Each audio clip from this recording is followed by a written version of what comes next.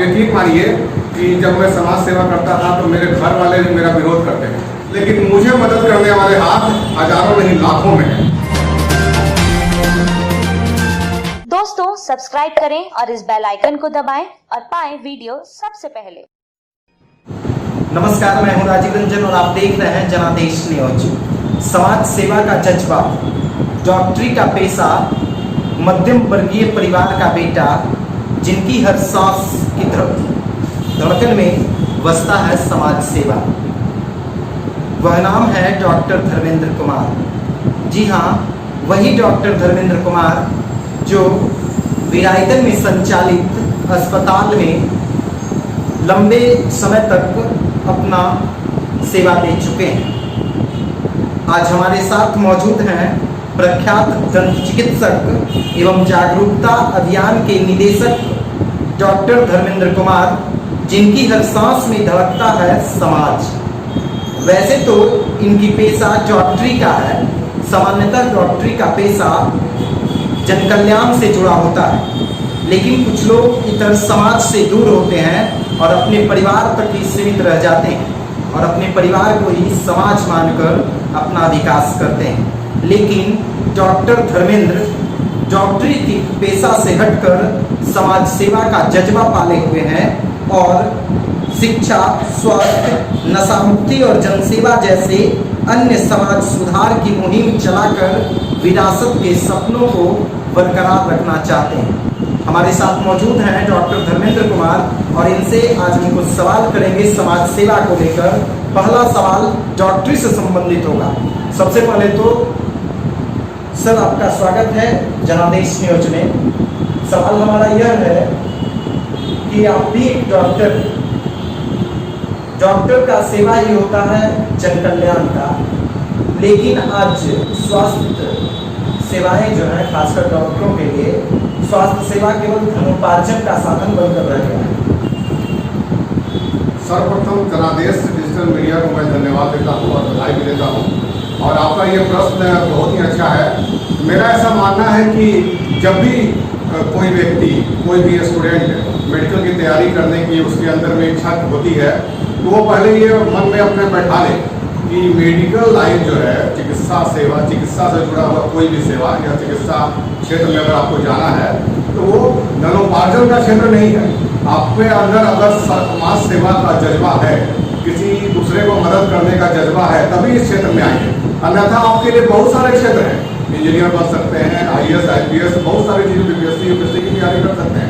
लेकिन अगर चिकित्सा जगत में आना है तो आपको समाज सेवा आपके अंदर कूट के भरा हुआ रहना चाहिए। सर, समाज सेवा में आपका काफ़ी योगदान रहा है। आज भी आपके कई ऐसे कार्यक्रम चलाए जा रहे हैं जो समाज के लिए एक मिसाल साबित है।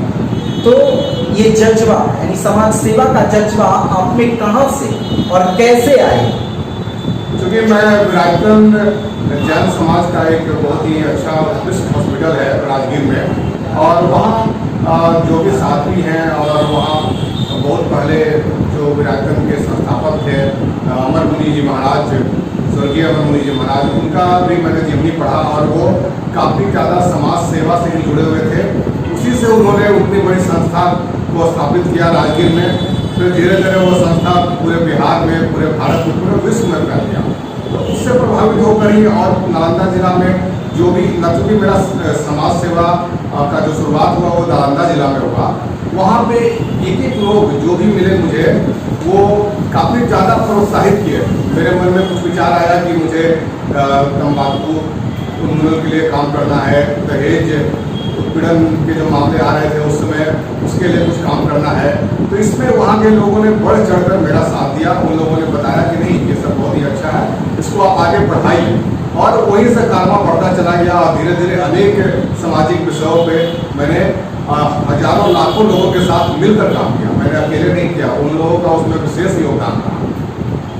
सर, विपरीत परिस्थितियों में लोगों का मनोबल ना टूट पाए, वैसे लोग जो समाज सेवा करते हैं, बहुत सारे ऐसे भी लोग समाज में होते हैं जो उनका मनोबल को तोड़ने का प्रयास करते हैं कि आखिर इससे क्या फायदा होगा तुम्हें।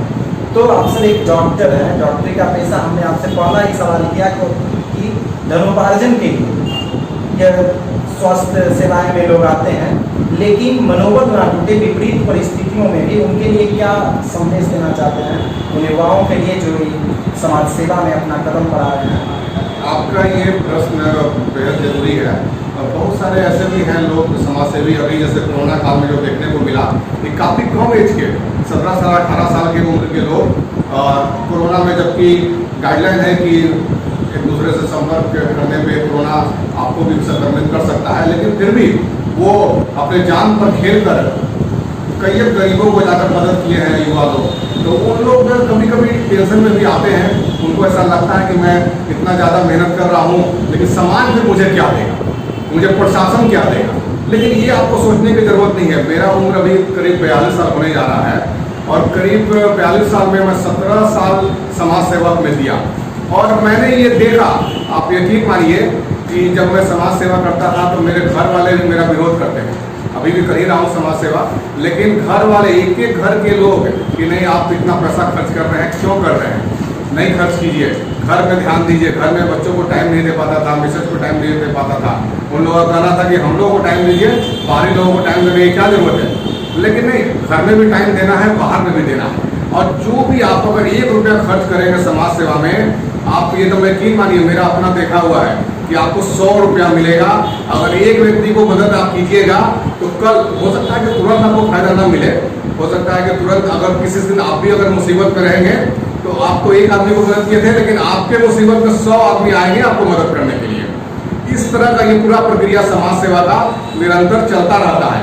मैं 17 सालों से ये चीज़ देख रहा हूँ। जब मैं समाज सेवा में जुड़ा और कई लोग मेरे साथ जुड़े और उनको मदद भी किया, और उसके बाद जब मैं देखा कि मैंने तो मदद किया होगा सैकड़ों लोगों को ही, लेकिन मुझे मदद करने वाले हाथ हजारों नहीं लाखों में हैं। अभी मेरे साथ लाखों लोग जुड़े हुए हैं और मुझे हर कदम पे मदद करते हैं।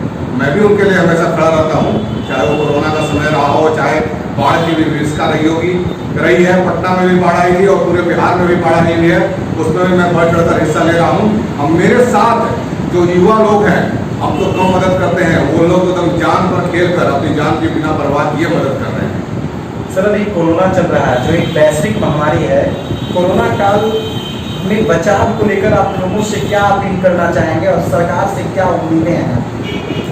कोरोना काल चल रहा है और पूरा विश्व इससे परेशान है, भारत भी परेशान है और हमारा बिहार राज्य भी बहुत ज़्यादा परेशान है। लेकिन अभी जो है, अभी का जो समय है, जैसे अभी जो चल रहा है सितंबर का लास्ट ईयर है, आज 26 सितंबर है, तो अब कोरोना वायरस धीरे धीरे कमज़ोर पड़ रहा है। अब बहुत ज़्यादा घबराने की ज़रूरत नहीं है। रिकवरी रेट भी बिहार जैसा स्टेट में 90 से ऊपर आ गया है। आपको याद होगा कि कुछ दिनों पहले दिल्ली में कितने ज़्यादा कोरोना के मरीज थे, सारा देश विदेश सब लोग दिल्ली के ऊपर फोकस कर दिया था, लग रहा था कि दिल्ली अब रहेगा ही नहीं, बचेगा ही नहीं। लेकिन आज देख लीजिए दिल्ली की स्थिति, वहाँ 95% से ऊपर रिकवरी रेट है। उसी प्रकार बिहार में भी 1 महीना पहले ऐसा लग रहा था कि हम लोग सब कोरोना से संक्रमित हो जाएंगे और यहाँ का हालत लगता है दिल्ली से भी ज़्यादा खराब हो जाएगा। लेकिन एक जो सरकारी गाइडलाइन है, WHO का जो गाइडलाइन है, उसको सरकार ने बहुत अच्छे से पालन किया। मैं भी कुछ दिन पहले सरकार के अगेंस्ट में ही था, लेकिन अभी ऐसा जब देख रहा हूँ कि रिकवरी रेट काफ़ी बढ़ रहा है और सरकारी सिस्टम अच्छे से काम कर रही है, तो मुझे खुशी हो रही है। मैं सरकार को धन्यवाद देना चाहता हूँ। कोरोना काल में जो आपने काम किया, अच्छा कर रहे हैं। और जो गाइडलाइन है उसको एक एक आदमी को फॉलो करना पड़ेगा। सरकार तो अपना काम कर रही है, हम लोग सोशल डिस्टेंसिंग का पालन करें, हाथ को अच्छे से धोएं। कोई ज़रूरी नहीं है कि सैनिटाइजर से ही, साबुन से भी हाथ को धो सकते हैं, क्योंकि भारत की जनता 70% जनता 70% जो लोग हैं वो गांव में रहते हैं। तो गांव में साबुन न सैनिटाइजर, साबुन भी कम मिल पाता है, सैनिटाइजर तो मिलेगा ही नहीं। तो आप राख मिट्टी को मिक्स करके भी हाथ को सैनिटाइज कर सकते हैं। इन सब चीज़ों का अगर पालन करेंगे, ऐसे भी गांव में कोरोना का संख्या बहुत ही कम है। गांव के लोग अभी ज़्यादा जागरूक भी हो गए हैं। कोई भी बाहरी व्यक्ति अगर गांव में प्रवेश कर रहा है, जो बिहार के बाहर के स्टेट से मजदूर वर्ग के लोग आ रहे हैं, उनको उन लोग आने नहीं दे रहे हैं, 15 दिनों के लिए क्वारंटाइन कर दे रहे हैं। गाँव के लोगों में इतनी जागरूकता आ रही है। तो ये सब बेहद जरूरी है कि हमारे घर में भी अगर कोई व्यक्ति बिहार के बाहर का है, उसको 15 दिन पहले क्वारंटाइन कीजिए। जो सरकारी गाइडलाइन है उसको फॉलो कीजिए। सर, कोरोना योद्धा जो हमारे पुलिसकर्मी हैं, स्वास्थ्यकर्मी हैं, आशा हैं, नर्स हैं, जो भी कोरोना के योद्धा हैं, वो डटकर कोरोना फाइटर्स के रूप में समाज की सेवा कर रहे हैं, उन कोरोना फाइटर्स को, कोरोना वॉरियर्स को किस रूप में समाज को सम्मान देना चाहिए, या जो भी सरकार को किस रूप में सम्मान देना चाहिए? देखिए, जब भारत कुछ दिन पहले कारगिल का युद्ध हुआ था, उसमें फाइटर कौन था? भारत हम थे, आप थे, हम लोग दोनों में से कोई नहीं थे। जो श्रोतागण देख रहे हैं उसमें से भी कोई नहीं। फाइटर कौन था? तो हमारे सैनिक, जल सेना, थल सेना, वायु सेना, इन लोग फाइटर थे। जब भारत का किसी भी देश से युद्ध होता है, पाकिस्तान हो चाहे एक बार चाइना से भी हुआ था, तो ये लोग फाइटर का रोल किए। अभी कोरोना काल में फाइटर कौन है बताइए? कोरोना काल में जो फाइटर है वो डॉक्टर है, नगर निगम के अधिकारी हैं, नर्स हैं, स्टाफ है, ये सब मेन फाइटर है। अभी सैनिक का रोल नहीं है, अभी मेन रोल है डॉक्टर्स का, नर्स का, कंपाउंडर का, जो भी चिकित्सा जगत से जुड़े हुए हैं उनका रोल है।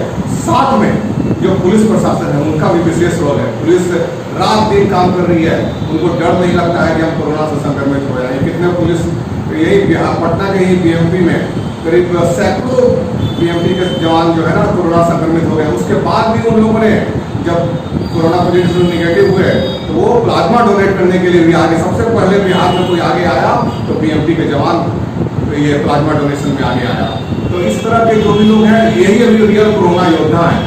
हमारे हम सबों की जान बचाने वाले अभी यही सब हैं, पुलिस प्रशासन, डॉक्टर। इन लोगों को, हम लोगों की तरफ से जो भी चाहिए, आम आदमी भी, हम लोग जितना ज़्यादा इनका इज्जत करें, इनका सम्मान करें और जरूरत पड़े तो इनकी मदद भी करें। कई एक बार न्यूज़ में सुनने को ऐसा मिल जाता है कि जो डॉक्टर्स कोरोना का इलाज कर रहे हैं, उन अगर कहीं रेंटर है वो, तो उनके मकान मालिक बोलते हैं कि नहीं तुम यहाँ घर खाली कर दो। नहीं था ऐसा। मैं तमाम मकान मालिकों से निवेदन करूंगा कि आपके यहाँ अगर कोई नर्स रहता है, कंपाउंडर या डॉक्टर रहते हैं, या कोई पुलिस के जवान रहते हों और वो कोरोना काल में सब लोगों को मदद पहुँचा रहे हैं, तो उनसे आप सिंपैथी रखिए, हमदर्दी रखिए, उनको आप रहने दीजिए। अगर वो कहीं रात भर भी अगर ड्यूटी करने जाते हैं तो भी उनके ऊपर आप कोई दोषारोपण मत कीजिए। वो रात दिन काम कर रहे हैं। आप बढ़ चढ़कर आप अगर डायरेक्ट कोरोना के मरीज को हेल्प कर नहीं सकते हैं तो इनको हेल्प करके ही आप पुण्य का काम कीजिए। सर, ज्ञान की धरती नालंदा ने आपको बेहतर सम्मान और प्यार दिया। इतना ही नहीं, आपके समाज सेवा का जो कार्य क्षेत्र रहा या जो आपका पेशा है उसका भी प्रारंभिक कार्य क्षेत्र नालंदा ही रहा। तो आप नालंदा को किस रूप में, या नालंदा के लोगों को आप किस रूप में याद करेंगे, या आपसे नालंदा के लोग क्या अपेक्षा रखेंगे? नालंदा की धरती तो पूरे विश्व में ज्ञान की धरती रही है। सदियों से यहाँ नालंदा ज्ञान बांटने का काम किया है। लेकिन एक और नालंदा में खूबी है, यहाँ की जमीन भी बहुत ज़्यादा उर्वरक है, फर्टिलाइज है, और यहाँ के लोग भी उतने ही उर्वरक। यहाँ के एक एक लोग में वो क्षमता है जो कि पूरे बिहार, पूरे भारत को उनकी जीविका को चला सकते हैं खेती के माध्यम से। यहाँ सबसे ज़्यादा सब्जियाँ होती हैं, बहुत सारे जो अन्न होते हैं वो चावल, गेहूँ सब बहुत ज़्यादा यहाँ होते हैं।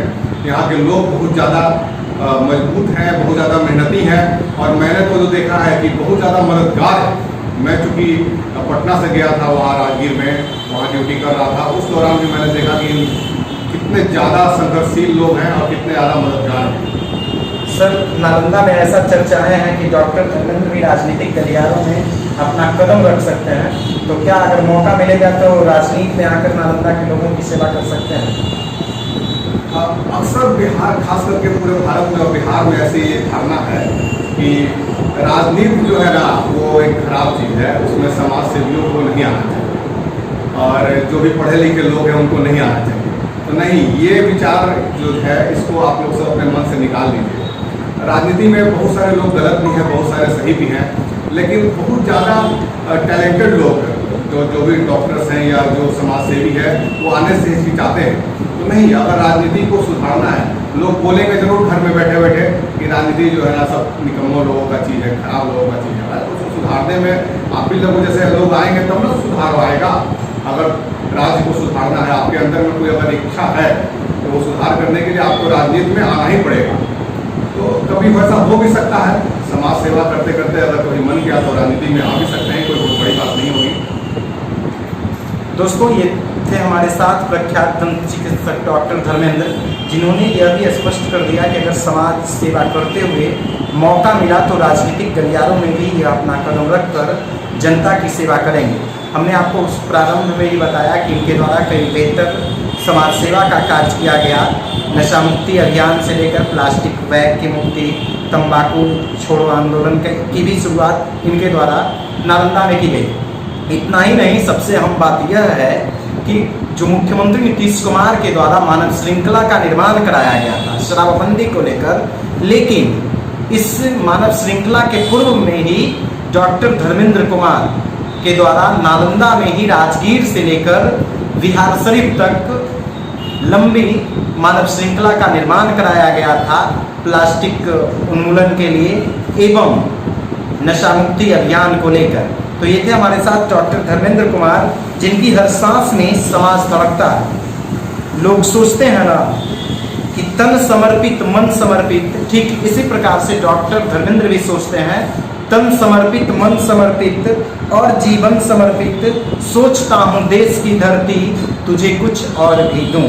दोस्तों, हम लगातार आप तक अपडेट्स पहुंचा रहे हैं, किसी न किसी विशेष व्यक्ति से मुलाकात करवा रहे हैं। आज हमारे साथ थे प्रख्यात दंत चिकित्सक डॉक्टर धर्मेंद्र कुमार, एक बेहतर समाज सेवी हैं जिनका समाज में एक मिसाल कायम हो रहा है समाज सेवा को लेकर। अगर अभी तक आपने हमारे YouTube चैनल को सब्सक्राइब नहीं किया है तो जल्द से सब्सक्राइब कर लीजिए और पाइए बिहार की तमाम छोटी बड़ी खबरें। दोस्तों, सब्सक्राइब करें और इस बेल आइकन को दबाएं और पाएं वीडियो सबसे पहले।